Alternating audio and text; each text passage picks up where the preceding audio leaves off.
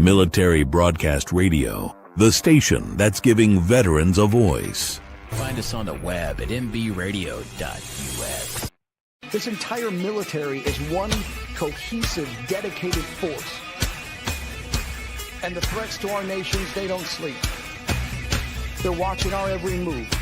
Iran, Russia, China, North Korea, ISIS, Al-Qaeda. They may be watching this right now. Our military should not be mistaken for a cable news gabfest show. We don't care what you look like.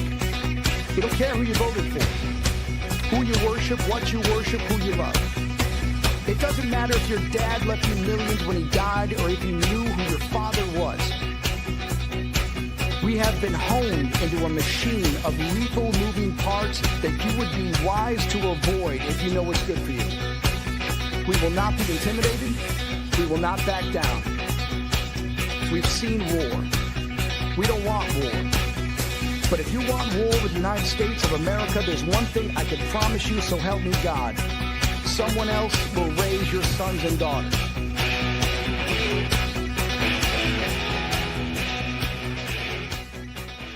Military Broadcast Radio, the station that's giving veterans a voice. Find us on the web at mbradio.us. Opinions expressed in this program are those of the speakers and do not necessarily reflect the views or positions of any entities they represent. Find us on the web at mbradio.us. Join Terry with Tracer Rounds every Tuesday at 8 p.m. Eastern to hear interviews with veteran artists, veteran business owners, and businesses that support veterans. Catch us on Roku, Amazon Fire TV, and MB Radio. If you miss a show, you can listen again on Wreaths Across America Radio every Wednesday at 3 p.m. Eastern. Tune in to see if you are on target. MBR, giving veterans a voice. And you're on Military Broadcast Radio, and this is the Tracer Rounds podcast. And my guest tonight is retired Navy Commander Henry Rausch. Welcome, Henry. How are you? Thank you. I'm very good. Thank you very much, Terry, for having me. I'm really excited to have you. I got the book today, and so I kind of was paging through it. I haven't read it, so I can't say that I know exactly what it's about, but I know it's about submariners. I know that much. Yeah, and we call them submariners just because we don't like to be considered sub to anything, really. So Submariners. Got it. Okay. Thank you for that correction. I appreciate it. So can you tell us a little bit about your military service, like why you decided on the Navy and maybe how old you were when you joined up and just some facts around your service, if you don't mind? Yes, ma'am. Yeah, I've got maybe a little bit of non-standard acquisition. I grew up in a Navy family. My dad was a career Navy man. He was a Master Chief. He spent 30 some odd years in the Navy. Oh, wow. He was a corpsman with the Marine Corps in Vietnam. He came back really affected by that, and I talk about that in one of my books. I was the first fellow in my family to attend college. We didn't have a lot of money when we grew up. We went hungry a lot at the end of the month when the paycheck ran out. I studied really hard. I got a full scholarship to Stanford University. Wow. I planned on being a doctor, a physician. And one of the good things about Stanford is they have a lot of opportunity, and I was able to work in the Stanford Medical Center, and I worked for a doctor. I did all kinds of stuff, and I realized that I make a lousy doctor. I wasn't interested. I mean, it's good to know that, Right. to be aware. And I just realized that it wasn't for me. So my junior year, I had a very high GPA because you have to be pre-med, and I had a degree in chemistry, which is very technical, and no interest whatsoever being a doctor. So this was the early 80s when, for your viewers, probably not a lot of people know, it was kind of like the last gasp of the Cold War. Ronald Reagan had become president, and he made a lot of truculent things he said, and a lot of intransigent things and saber rattling, and the Cold War kind of threatened to go hot a lot in the 80s, and he was building up the Navy to 600 ships. Wow. And part of that was they wanted to build 100 Fast Attack submarines in the Navy, and they needed to staff up the officer corps to do that. In order to do that, they started, normally the acquisition profile is either the service academies, like the Naval Academy, the Military Academy, or ROTC, and they started up a third one. They got people directly out of college, like myself, who knew nothing. I mean, I knew kind of from my dad, but I knew nothing about the military, and sent us to OCS and basically made us a deal. About 2 years of training in OCS and a year of nuclear power training, submarine school, and then we had to serve on a submarine for 3 years. So that's what I did. And I talk about in the book, I don't know why I did it. It seemed like a good idea at the time. I don't regret it whatsoever. It really really matured me a lot. I talk about in the book. The book's kind of there's a lot of things, but one of the things is kind of a boy to man story about me, like kind of learning that as it happens, the world does not revolve around me. So it was a good experience. Yeah, I think the military does teach us that it's bigger than us as an individual. It's the collective, and so we have to stop thinking about me and I and what I want, and it's what the group needs or what the mission is. So I agree with you on that for sure. So how is it serving on a sub? I've always wondered. I went on the Batfish. It's in Tahlequah, Oklahoma, and it's very small inside. Because it's a smaller sub. I don't really know the different sizes, but in my opinion, it would be one of the smaller ones. And it is one of the smaller ones, Terry. Yeah. So I have to fess up. So I was on a nuclear. So basically, everybody 50s, 60s on. We're on nuclear submarines. They're much larger, much nicer than. So that's one of the first. I wrote the book for a lot of reasons. One of which was because people didn't know a lot about it. But the one thing I always have to fess up.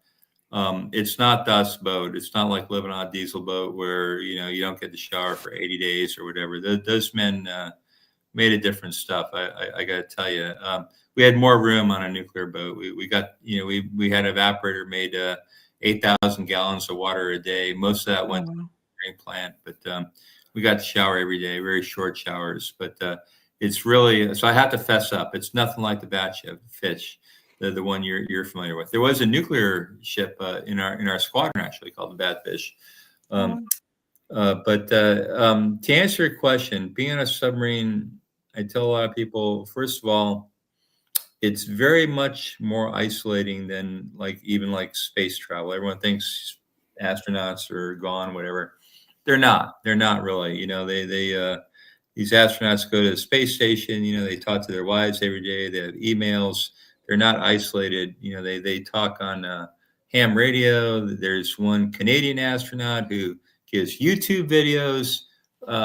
They're not isolated in any meaning of the term whatsoever. We were very isolated. We would go on these missions about 90 days. So about 90 days was the limit because we run out of food after that. So there'd be about 90-day missions. We didn't communicate with anybody because if we did, we'd give our position away. That'd be very bad for us. A lot of bad things would happen if we'd ever tried to transmit because we credited the Soviets with very good geolocation capabilities.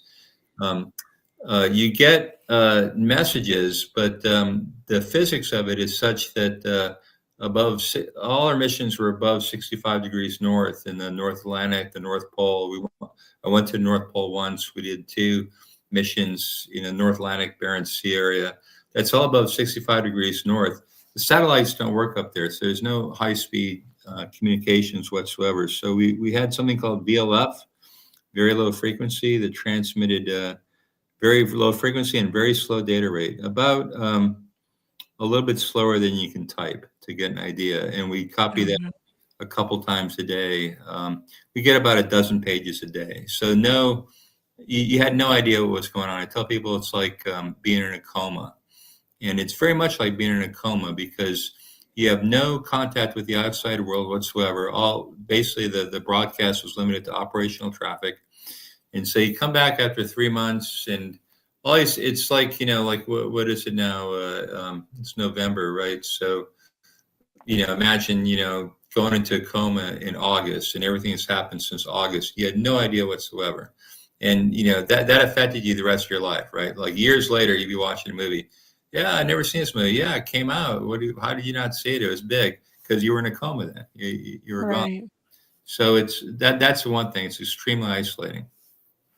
So does it, when you're on like a cruise ship, because I just got off one, so I know it's not the same thing. I'm completely good with understanding that. But on a cruise ship, after you get off, you feel like you're still moving with the boat to some degree. Do you feel anything like that when you come off the sub? Do you feel like, is there that same kind of rocking motion underneath the surface? Is it only on the surface where it does that?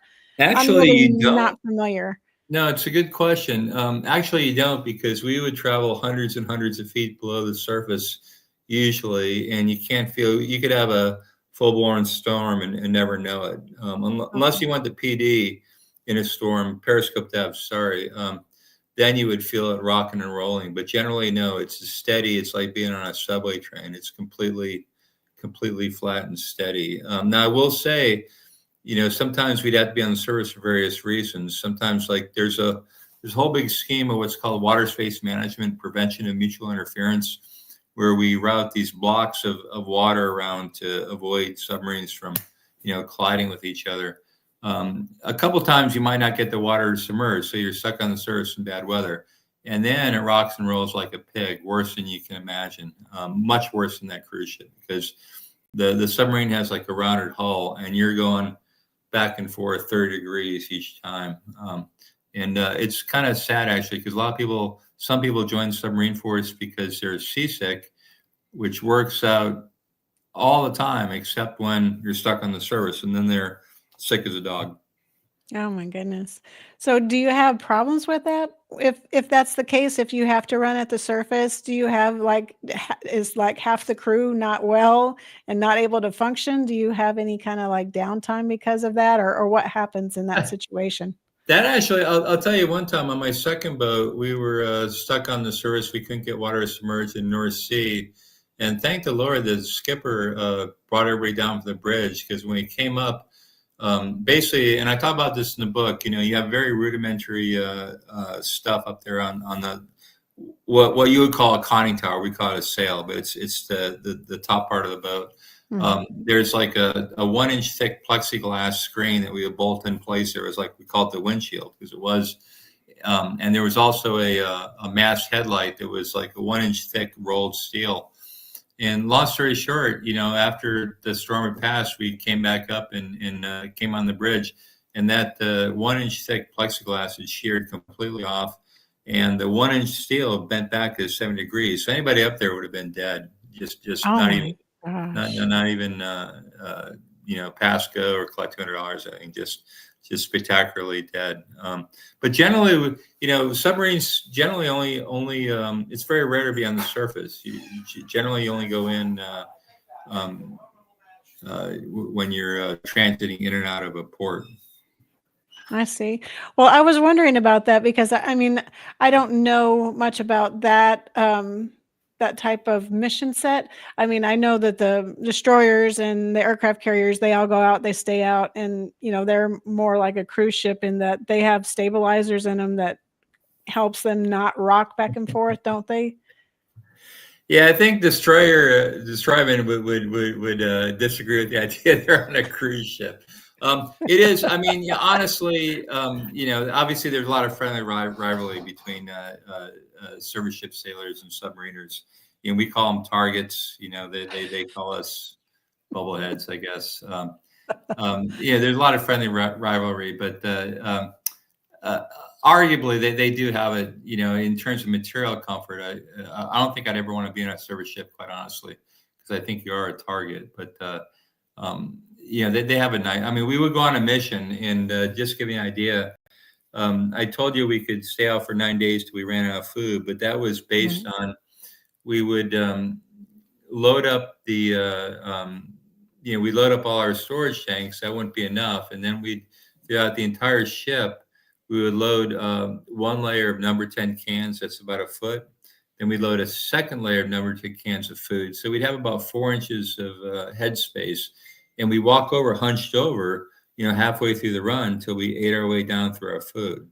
Oh So my goodness. it's very cramped. The enlisted people, luckily I was an officer. I had my own rack. E5s and below shared a rack. You had either 2 men to 1 rack or 3 men to 2 rack. And a lot of guys would just curl up on deck plates. They wouldn't even. It was kind of similar to Das Boat a little bit. We had 2 guys living in hammocks in the diesel compartment. They liked it. We had a lot of guys. We just strap a piece of plywood on a torpedo, and they'd sleep on the torpedo. And 2 guys would share that one piece of plywood. So it's kind of rudimentary living conditions. Yeah, it sounds like it. It doesn't sound like it's a lot of good rest at all. Well, the other thing is, and I talk about this in the book, you're kind of in a perpetual state of exhaustion. They had this thing, they've changed it now, luckily. They had this thing, 6 hours on, 12 hours off, 18-hour days. But the fact of the matter is, it was kind of like an emperor's is naked kind of thing, where everyone kind of pretended to work, but it didn't work, because your circadian rhythm is 24 hours, right?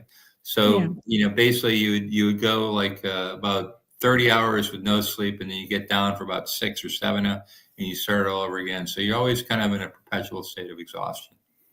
Yeah, that sounds like it. It doesn't sound like that's too good on your like mental state or your body in recovery or any of that. It sounds like. So do you have a lot of problems when people come back off of a deployment, 90-day deployment? Do they have some like real physical challenges when they come back because they're so exhausted, basically? Well, recuperation, and I got a lot of funny, stories in the boat. Like there was, the officers, well, everybody has their own place they rejuvenate. We did a couple of runs in the Med.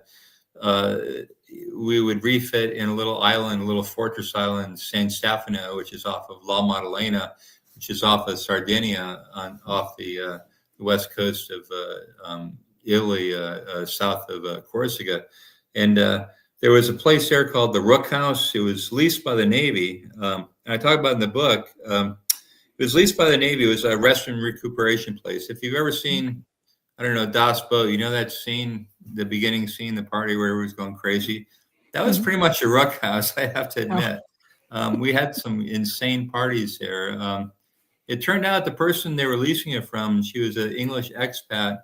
Turned out she's a Soviet spy. So, the last time I was there, they had moved the Rook House somewhere else, so we had some there's always ways to recuperate a lot, but yeah, the mission itself is pretty grueling. Oh, wow. I think we're going to take a quick break and we'll just play a Reese Across America quick commercial, and then we'll be right back with Henry Rausch. At Military Broadcast Radio, the goal is to offer a platform for mental health advocacy while connecting the military community through various media platforms. Founded by U.S. Army veteran Joel Hunt, MBR gives a voice to veterans, first responders, and their families through streaming radio, podcast, video, and outreach events. With its leadership run completely by veterans and hosts of the diverse programming from all branches of service, MBR was created as a response to the silent battles veterans face after service. Military Broadcast Radio is also a Wreaths Across America partner, hosting a $5 backed sponsorship group page. For every veteran's wreath sponsored through the Military Broadcast Radio page, MBR receives $5 back to help support their platforms and outreach. Veteran and first responder stories need to be told and shared. And with your support, MBR can continue to bring together veteran nonprofits, mental health organizations, and government agencies to bridge the gap between veterans and vital resources. To find out more and donate, visit wreathsacrossamerica.org/MBR. The station where our veterans' voices are heard. MBR Talk. Hey, thanks for supporting our channel by watching and listening. Find us on the web at mbradio.net. And we're back on the Tracer Rounds podcast, and my guest tonight is Henry Rausch, and he is a retired Navy commander. And we were talking about your book, and your book is called Submerged, and it's actually the little picture or jacket is behind you there on the wall, and I have it right here. And so what prompted you to write the story? I've just read a few pages in, and I'm already very interested and invested in it.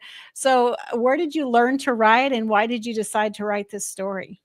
So the answer to the second question first, I wrote this story, and I tell people this a lot. I give tours around the country for three reasons. One, I really realized people didn't know, just like we're talking about, Terry, about kind of like living in a coma for 90 days and walking on your food, eating your way to your food. Nobody had any idea what it was like to serve on a boat, and I wanted to get that out there. I'll give you an example. Like it's kind of funny. So I was reading in the Washington Post the other day. We have these people movers, these little trucks that bring you to the terminal, whatever, and they want to get rid of them, I guess, but there's some kind of twidget professor in the University of Maryland says that, the concentration of carbon dioxide is too bad. It gets up to 2,500 ppm. It's about a 5-minute ride. Okay.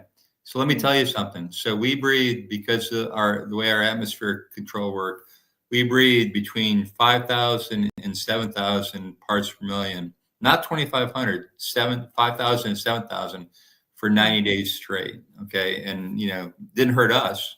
I mean, we're crazy, but that's like a pre-existing condition. Right. So anyway, so people have no idea what it's like to be on a submarine, to be cut off, and I thought about in the book, it's a bit sad, but like, my wife miscarried one time. I was at sea. I couldn't come home. The second time she gave birth, her life and my son's was in peril. She gave birth very early. It was emergency C-section. They nearly died, on the operating table. I knew none of that because they wouldn't tell me. Just about a month after they were born, they told me, "Oh yeah, your wife's had a kid early. Oh, don't worry, everything's fine." I knew they were lying, but because they're not going to tell you. So it's a very different experience.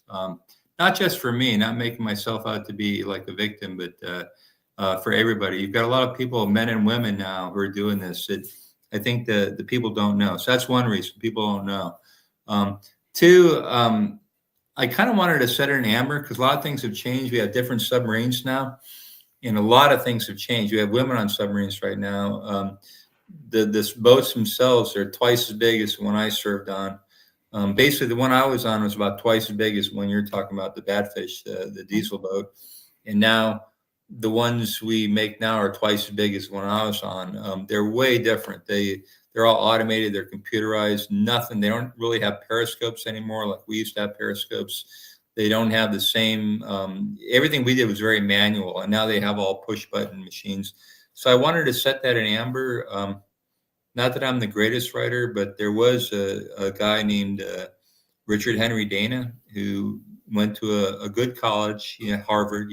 I don't think Stanford existed yet then, but he went to Harvard. And when he got out, instead of becoming a doctor or a lawyer or whatever, he went to sea on a whaling ship. And this was in 1840, and he went around the Cape Horn. So here's the thing. So he wrote this book called 2 Years Before the Mast. Okay. Mm-hmm. Regardless of what you think of the book, whatever, if you want to know what it was like to be on a sailing ship back in 1840, you read that book. Right. And I set out to write kind of the equivalent of 2 Years Before the Mast for that period, for 1980s submarining. And the other reason I wrote it, I was really dissatisfied with a lot of the biographies I'd read previously that, not calling anybody out, but I read every single submariner biography I get my hands on. And the listed ones are pretty good. Some guys, were kind of browned off about the Navy, whatever. They're still good reads. But every single one read by senior officers, they were all kind of corporate men who kind of drank the Kool-Aid and gave me like kind of a whitewashed. Everything was great. The crew was so patriotic. The crew was so happy to be there. Everyone turned in, and I was like, yeah, that wasn't my experience at all. I wanted to write like a realistic, and that I've got a lot of really nice feedback from submariners that said like I really told it as it is. That really gratifies me. So that's why I wrote it. Those three reasons. Yeah, I mean, I haven't seen a story about submarines and the people that ran them or were stationed on them. So I'm really interested to read your book because I want to know about that life. Because my ex-father-in-law, he was the one that served on the Batfish, and I heard a little bit from him, but he wasn't a super tall guy. So I'm like, he fit in the tiny little alleyway, in the bunks, because I was like, "I don't know how he fit on the bunk because he's a bigger dude," and I was like, "How did he fit on this little cot? It's small." And he goes, "Oh, we shared it, like, so I got to sleep during the day, and then somebody else took it at night." And I was like, "Oh, and you shared bunks," and it was just so small. I'm really curious to hear more about how that works, and like you said, a lot of with no communication, it's, you're making decisions, life and death, um, potentially, because you don't have some of the information, maybe what's going on around you. You're just going by what you know to be true in the water. Did you ever have an instance where you were like, um, at the Russians or something, and they were like close to you, and you had to do an evasive maneuver, or you had to just stay silent? I mean, you see that in the movies all the time, like, all quiet, Sure. turn Sure, everything sure. off, just stand still for a minute. Yeah, there's all kinds of movies like that. So here's the thing. So to be able to publish, if you've been on submarines or really been in the military at all, you have to get approval to publish your manuscript. Okay, and there's like everything in the military. One, there's a process, and two, it's an acronym. So the process is called DoD Office of Pre-Publication Security Review, and the acronym is DOPSR, DoD Office of Pre-Publication Security Review. So I had to submit my manuscript to that, and everything I can tell you was what was approved there. Now, we'll tell Mm. you, um, I did not get, when I submitted, it took about 2.5 months to get approved, and they did not redact a single operational detail whatsoever. Wow. They redacted about a dozen things about the nuclear plant that I put in that I thought were interesting, but actually they're very good editors. Like when you publish a book, you have to get an editor, and they're not inexpensive. And Naval Reactors was the best editor I have because process of editing, if you write N, like you end up with about 0.85 of N because you just take out a lot that's extraneous. And they took out a lot of stuff I put in about the reactor that nobody really can make your eyes bleed to hear about the reactor. You wouldn't care. Your life is better for Naval Reactors taking that stuff out. So to answer your question, in the book, I specifically, and the other thing they say is don't use anybody's names, or if you do, you have to get their permission. So I had to change all the names. I don't even mention the name of the boat, actually, because I wanted it to be a little more timeless. But I actually don't mention any nationalities. So I don't say we did this or that against the Russians or anything. There's operations in there that I talk about that we got very close to other contacts, we were looking for guys and we got run over by guys, but I never say the nationality because maybe I could have and they would have approved it, but maybe I couldn't and they would have redacted anything. So I'm on safe ground to say what's in the book, which is I do not mention any nationalities. But we did operate in the North Pole, in the Barents Sea, in North Atlantic. So you connect dots, but I didn't say that. Right. I understand. No problem here. I just was curious, do you just see so many shows, and I know they're movies, but they talk about like all quiet and like trying to like don't drop a pin, don't do anything because they'll hear every little sound. Is it really like that? It really is like that. I'll tell you a funny story on my second boat. Yeah, so quietness is a coin of a realm in submarining because fundamentally you detect each other based on noise they're making, and these things are engineered so well now to reduce your sound signature that it might be something as simple as somebody dropping a wrench or something. I'll tell you a funny story. I hope this isn't too off color, but it's funny. So my second boat, I was weapons officer, and one of the things I was responsible for was all sonarmen and all sound quieting. And I was upset about something, I don't know. So basically, the officers we eat the same food as the enlisted crew does, but we're in a separate mess, a wardroom. And we're served by crewmen, mess attendants. And I was going off, and I was very upset because somebody had made some noise, and it was my responsibility because it's very serious business if you're counterdetected, you make noise. And the gist of it was, I was like, I'm going to take away, maybe I was kind of joking, but I was like, I'm going to, I think somebody had slammed the toilet seat down. And I said, I'm going to take away every single toilet seat off this ship. I'm going to throw it overboard. So long story short, the next day, when you're standing watch as officer to deck, whatever, you have to do a tour of the entire boat and report to the captain the readiness. Let me tell you something. In the cruise, the cruise has a couple different heads, we call them bathrooms. Every single one, they were taped down. The toilet seats were taped down. You would never, ever get that off in a million years. So the crew had heard me, and they had responded by taping everything down. But no, it's serious. It's serious as a heart attack. Yeah, quietness is a coin of the realm. I talk about in the book, we had these floating decks that floated on, because basically when you submerge, the hull constricts, it gets smaller, and then when you go up, it gets bigger. And so you don't buckle the decks. You have these decks floating on clips that slide. And every time it would slide, it would make noise. And it was my job for them not to make noise. And I wasted barrels and barrels of grease trying to grease these clips so they wouldn't make noise. Because I'd hear about anytime it made noise, I would hear about it. Oh my goodness. It's very serious, because you don't want to be the guy who failed to do his job and you got torpedoed or something, or got counter-detected, whatever, because you didn't do your job, I mean, that's the other thing, too, on a boat. There's officers listed, but it's 100 men on a boat just trying to live together and do a very difficult job. And you know everybody. There's no secrets on a submarine.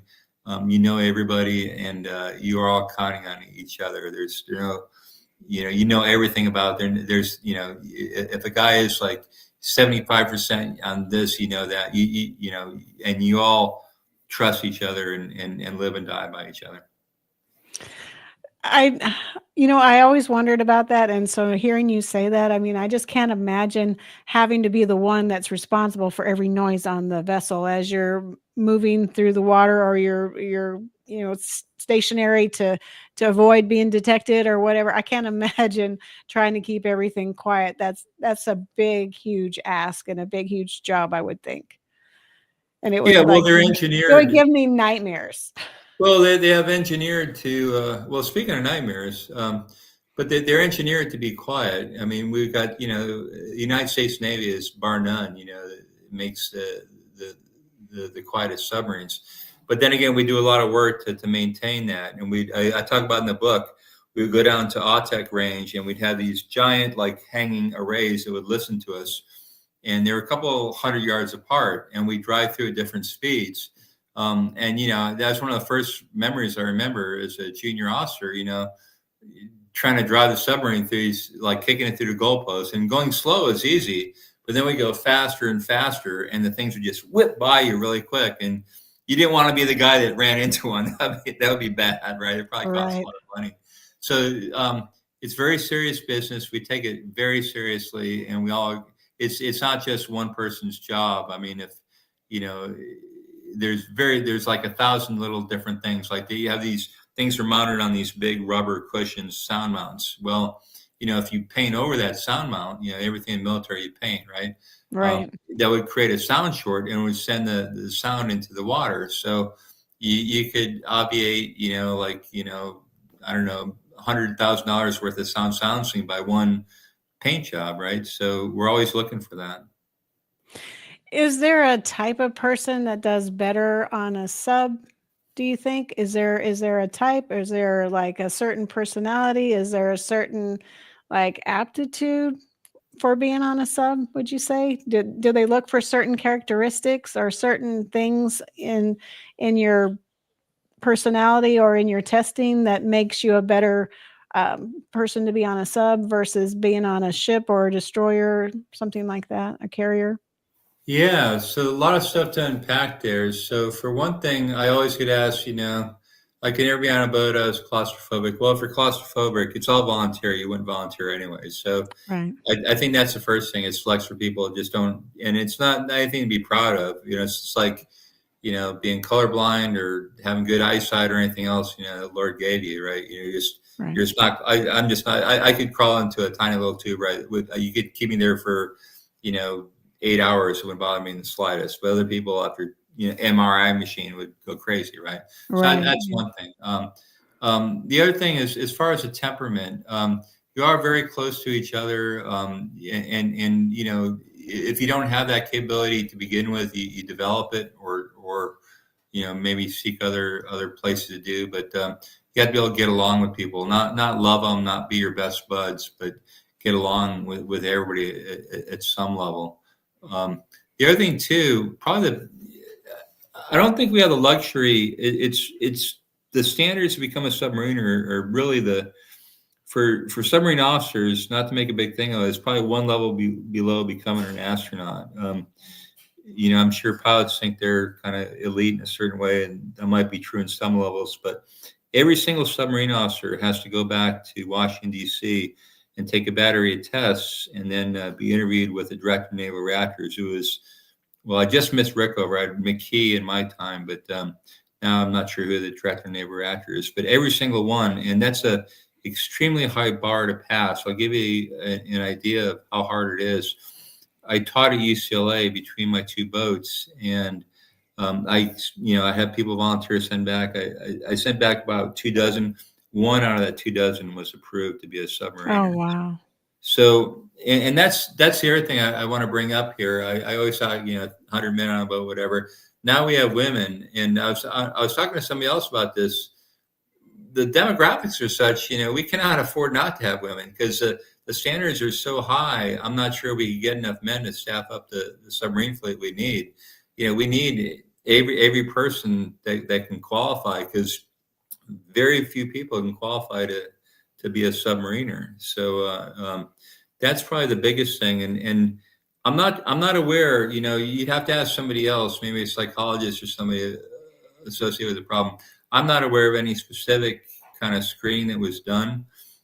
Just the nature of, having to go back and interview with the Director of Naval Reactors and go through this kind of grueling 2-year pipeline of, the submarine school and that and nuclear power that weeds a lot of people out that wouldn't be suitable.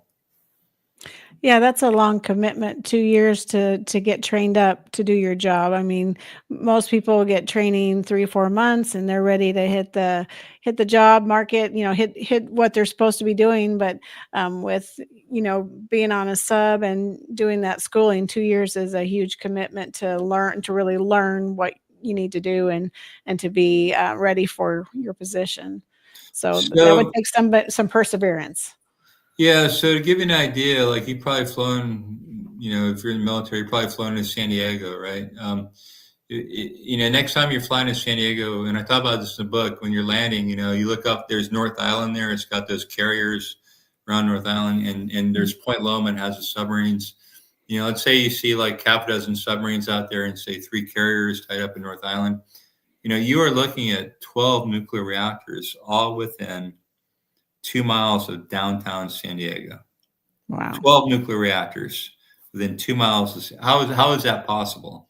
How does the state of California, which you all know is kind of, green, whatever you want to say, how would they let 12 reactors be within 2 miles of downtown San Diego? The reason they do is because, the naval nuclear program is bar none, the most excellent program there is here. And that's what you get for that 2 years of training. You get a nuclear program that's bar none to anybody on the planet. I agree with that.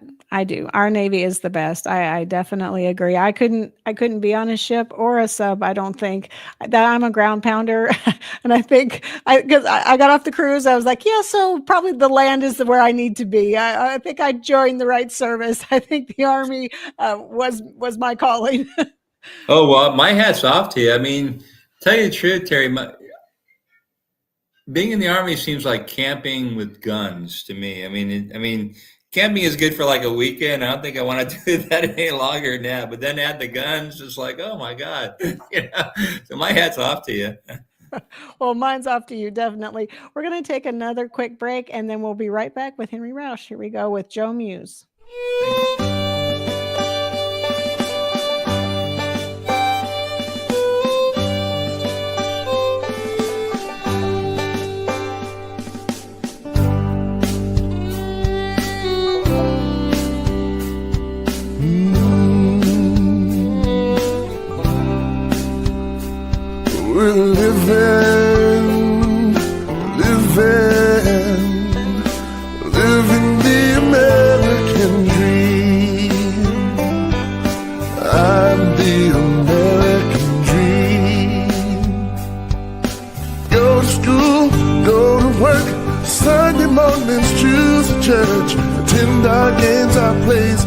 OTAs. Drive our cars, flying planes, take buses, take the trains, walk the beach, ski the slopes, living out our dreams and hopes. We're living, yes, we're living the American dream. We're the American dream. Thank you, soldier, sailor, airman, guardsman, and marine. Thank you all for fighting for our freedom and our dreams. Protecting our Constitution, guarding our homes and towns, defending our shores, seas, and skies, and putting boots on the ground. Some gave all for me and you. We served the red, white, and blue, protecting the American dream.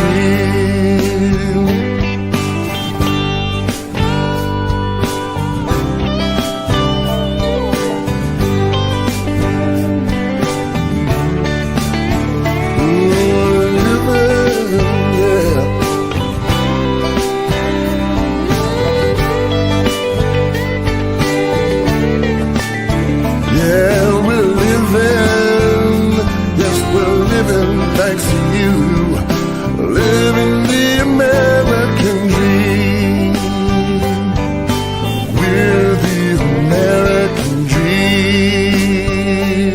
The world's become a smaller place, many creeds and one big race, staking our claim to the Creator. We have to find a way for each to still be different but live in peace. Till then, we must protect ourselves, 'cause we're living, yes, we're living the American dream. I'm the American dream. We're the American dream. The station where our veterans' voices are heard. MBR Talk. Hey, thanks for supporting our channel by watching and listening. Find us on the web at mbradio.net. And we're back on Military Broadcast Radio on the Tracer Rounds podcast. And giving our veterans a voice is Henry Rausch is our veteran tonight. And we're talking about his book, Submerged. And then you have another book out, right? I do. It's called How to Hotwire an Airplane. It's fictional. It's based on my experiences flying, but it's fictional. It's really, the character in it is kind of based on my dad. It's about a Vietnam vet who has kind of severe PTSD from his experiences in the Vietnam War and is saddled with a lot of guilt, and kind of exercises that guilt and redeems himself. He ends up flying immigrants over border checkpoints in Texas. So that's it might be considered a little bit political, but it's more about like how men deal with like guilt and trauma.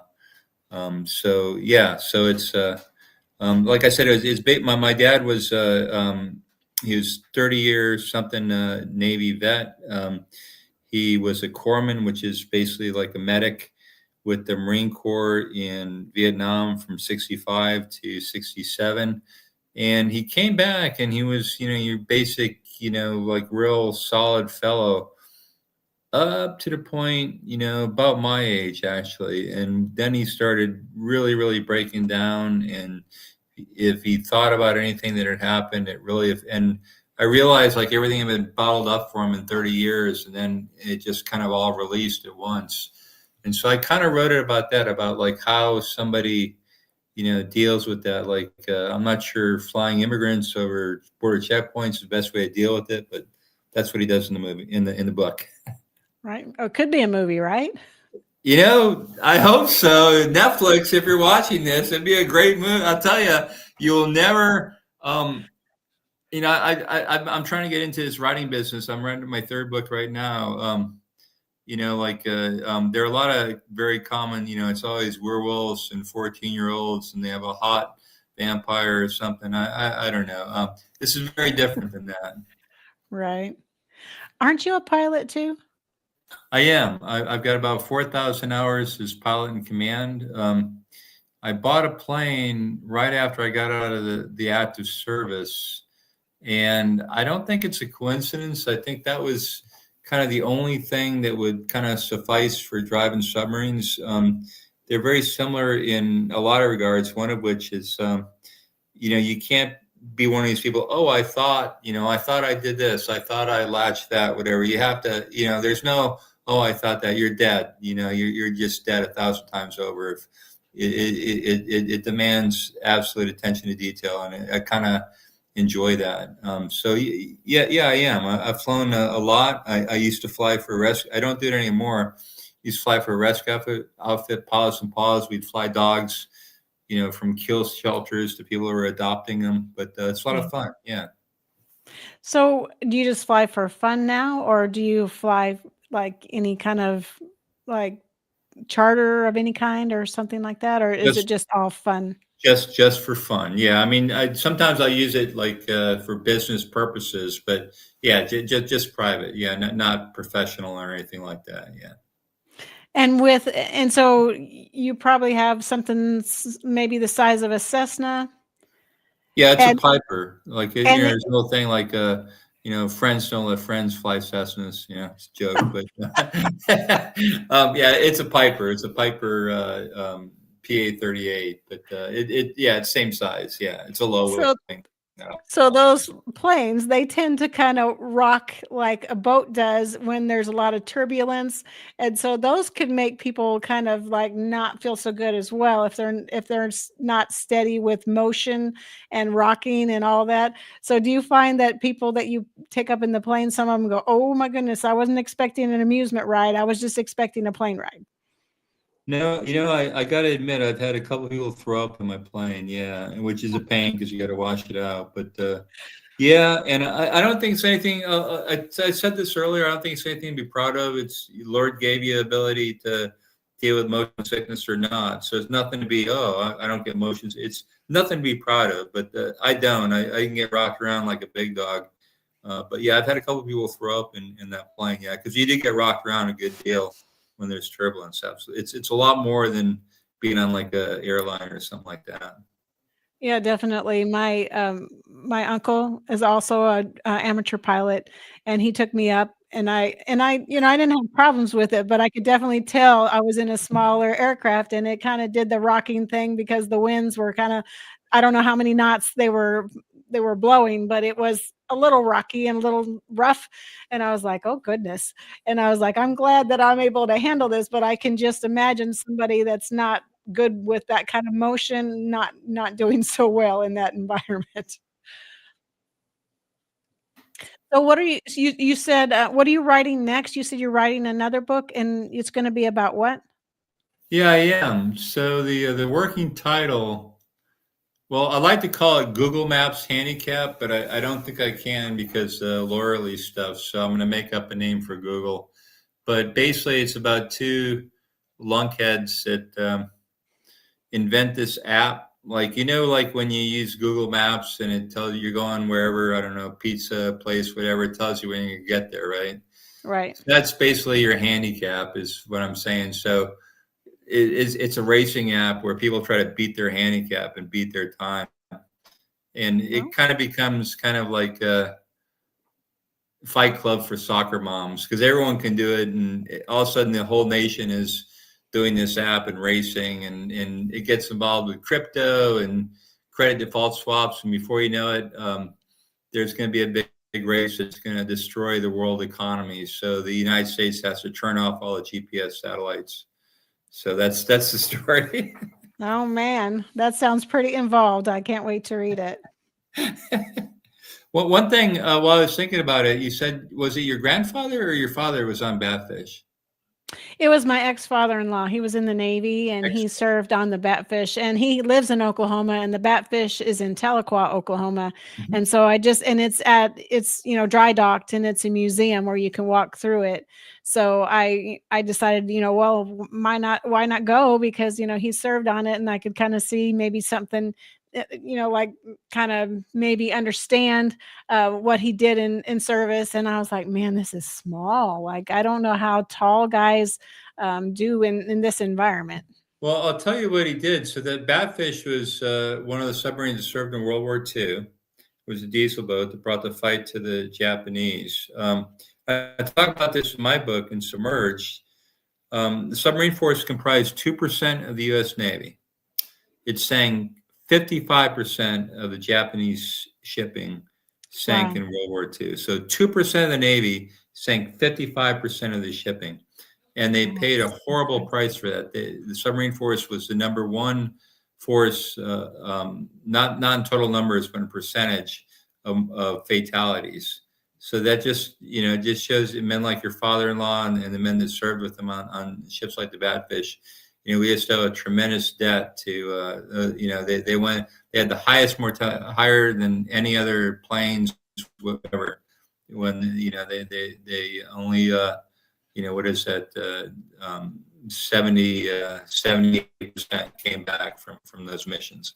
And like I said, they 2% of the Navy, sank 55% of the Japanese shipping. So we owe a real, and I talk about that in the book, we owe a real debt of gratitude to them.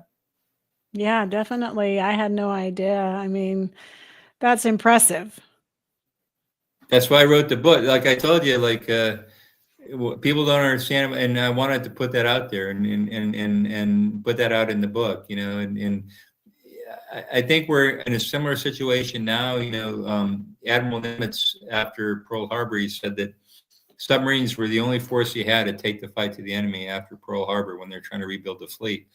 And we're kind of like that in there now a little bit with it. There's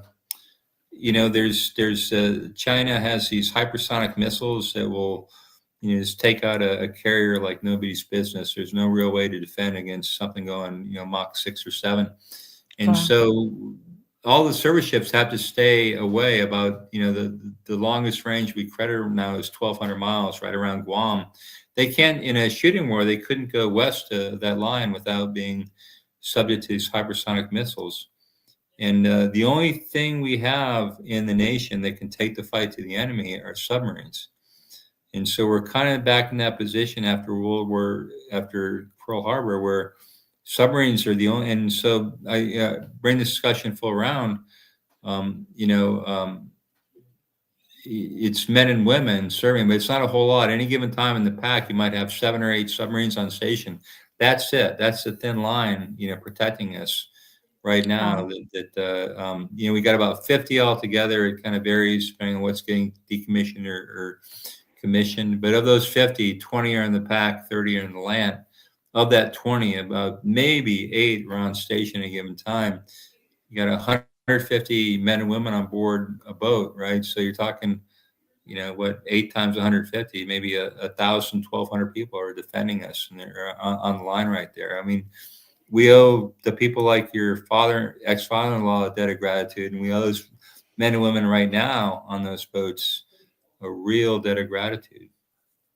Yeah, absolutely. Absolutely. I mean, to hear and understand the gravity of what they do, and to know that they're the ones that are on the front lines, basically protecting the nation. It's just hard to fathom, and it's amazing. Yeah, we definitely do owe a debt of gratitude to you and what you've done, and then to what the ones that are serving now are doing. Certainly. Well, yeah, I'm not sure how much I'm owed, but I really like to get the message out, and I've been very gratified. I've gotten a lot of almost hilarious, really gratifying emails and reviews from people. People tell me, like I told it like it is. One guy told me it was like better than Run Silent, Run Deep. One guy, one of my favorites, he said, I'm sad I finished a book. I walk by the book every day on my bookshelf and just look at it from time to time. Right. Will there be a sequel to the book? Like, will you talk about something else in your service? Will there be another one to Submerged, or you think that's the end of that story? The only caveat to that is I did publish on my website, which is henryrausch.com. I published a couple chapters that I had taken out due to space limitations, and I just got some feedback. Actually, somebody told me, I should have kept in that one chapter because it's really good background. It talks about that whole kind of thing that was going on in the 80s. 80s were kind of there's always this sense about history that you look back, you watch it on Discovery Channel, History Channel, and you think it's inevitable. But when you're living it, it's not inevitable. And it was kind of a scary time in the 80s. We had the Cal 007 shoot down, the Korean airliner that was shot down by the Soviets. We had a lot of scary things that brought us very close to nuclear war. We had something called Able Archer, which was just a standard NATO exercise, but the reigning gerontocracy at the time in the Soviet Politburo thought it was a precept for a nuclear war, and they're all ready to launch. And the thing that saved us, there was a mole, actually, a spy in the Soviets that told the English, actually, these guys are ready to launch a counterstrike. And that's something you don't know, we know about now. We didn't know about then in 83 when it was happening. It's been called the closest we've ever came to nuclear war after the October 1962 missile crisis. There was another time, I forget when it was. It might have been 87. The electronics goofed up, and it looked like to the Soviets that were launching a big strike against them. And there was a lieutenant colonel in charge of the missiles that day, and Petrov, I think his name is, and he says, I don't think it is. And he decided not, of his own accord, completely legally, he decided not to launch. Well, he's been credited as a person that saved the most lives, the single person that saved the most lives in history, because he was supposed to launch a counterstrike against us, but it was just the electronic gizmos. My larger point is that there was a lot of stuff going on. It was very much a sense we're at the Wolf store then during the 80s. Yeah. Well, I really appreciated our conversation tonight, but is there anything that I didn't ask you that you want to talk about, or any parting words you want to give to the audience before we get off the air tonight? Well, let's see. I think I got everything I wanted to. I just want to thank you, Terry, for your opportunity to talk and hopefully, read my books, and I hope you enjoy them. And Absolutely. It's not just the submariners. I didn't want to come across totally parochial. Just when you go to bed at night, I think Winston Churchill said it best. We sleep soundly at night because there's rough men and now, rough women that are ready to do violence on our behalf that keep us safe. Yeah, that's true. Yeah. I like that quote. I hate that that's the reality, but that's the reality, is there's people willing to stand in the gap and be that person that stands up for others. And so we appreciate what you've done in the service of the submariners of your time and the submariners that are in the hopper now, or in everybody that's serving currently, because without them, we wouldn't have the freedoms we have, because they're standing in the way of us being overtaken or something along that line. So we appreciate all of the ones that are serving and have served, because you set the bar. So we appreciate that. Thank you, Terry. Thank you for the opportunity to talk. Yeah, absolutely.